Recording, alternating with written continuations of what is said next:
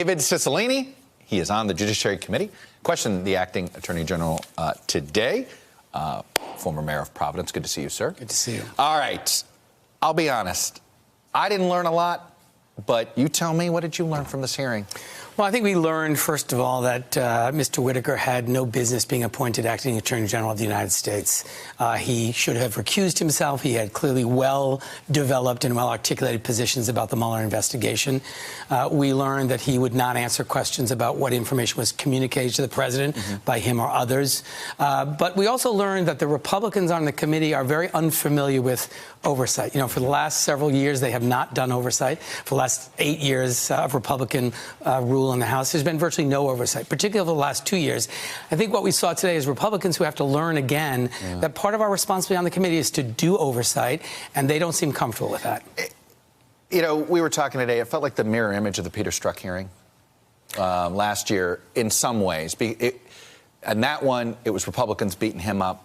There was a bit of venting and frustration on your side. Is that fair? There's enormous frustration. Yes. I would say, though, it's very different. I mean, Peter Strzok was an agent, and it was a made-up investigation about text messages. This is the acting Attorney General of the United States, who was appointed not in the succession that would be normal, but sort of plucked out, basically campaigned for the job by going on television and, saying negative things about the Mueller investigation.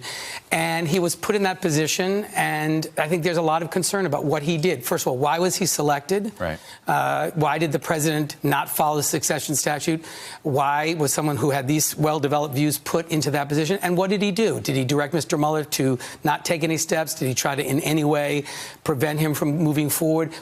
Most importantly, what did he share with the president and his legal counsel? And when I asked him that question, whether other people communicated what he learned, he said, I don't know. I thought I was really impressed with how you tried to, you basically said, all right, I'm not going to let you do the executive privilege trap. You tried to find other ways to elicit more information, and you're right. It suddenly became in the no man's land. All this.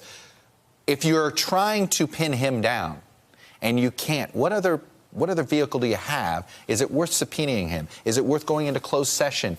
He may not be the Attorney General in 5 days. Yeah, it doesn't matter. We need answers to these questions. Whether he's in office or not. Absolutely. Because what he did, what he was told to do, what he shared with the president and his legal team matters. So we will absolutely get the answers to those questions. We will bring him back. You're going to need to by subpoena at this point? I mean, if he doesn't come voluntarily, we will subpoena him. And we'll get answers to those questions. Because the interesting thing was, I asked him, did you ever share those questions that Mr. Nadler gave you with the president? Or did you talk to the president before your testimony? He said no. So he couldn't be invoking executive privilege from the president, because the president would have to say, I'm directing you, invoke executive privilege. He claims he never talked to him about it. So he's just basically saying, I don't want to answer these questions. Right. You can't do that. And so we're entitled, as part of our oversight responsibility, to get answers to those questions, and we're going to do it. Hey, I got to ask you something quickly. Tom Steyer is basically threatening to beat up Democrats if they don't start impeachment proceedings yesterday, if you will. I've talked with your chairman, Chairman Nadler, on this, and he wants to go about this in a very careful process. When is the appropriate time, and when should people like Tom Steyer get frustrated with you?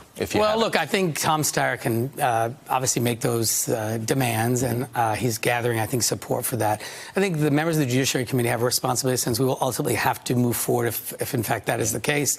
We, I think, all collectively believe that it's important that we allow Mr. Mueller to complete the work, that we get that report so we have all the facts. You get to do this once, and so we ought to make sure that we have all the information we need. That report will tell us whether or not there's sufficient evidence to move forward with impeachment, and we ought to protect Mr. Mueller. And I think that's one thing we can do now, is to make certain that he's free from any political interference, that he can finish the job he was charged with doing. And there's a number of ways we can do that. But protecting Mr. Mueller, get that report, and then, depending on what it contains, take the appropriate action. Are you hiring extra staff to get ready for an impeachment process? We're hiring staff to fulfill our oversight responsibilities, not for impeachment.